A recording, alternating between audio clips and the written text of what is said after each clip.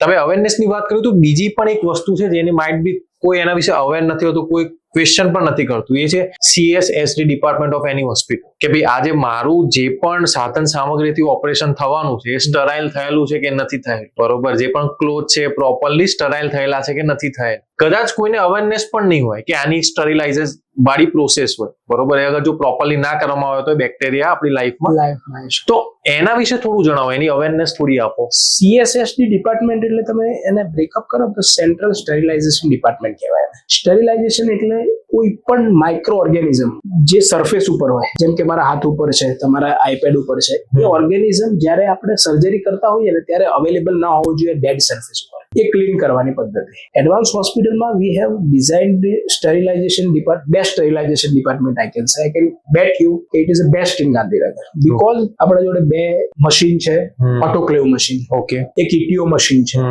We have 3 areas, which is dirty area, clean area and sterile area. અને sterile area માંથી સીધો સામાન જે તે ડિપાર્ટમેન્ટમાં ડાયરેક્ટ જતો રહે વિધાઉટ એની હ્યુમન ઇન્ટરફિયરન્સ.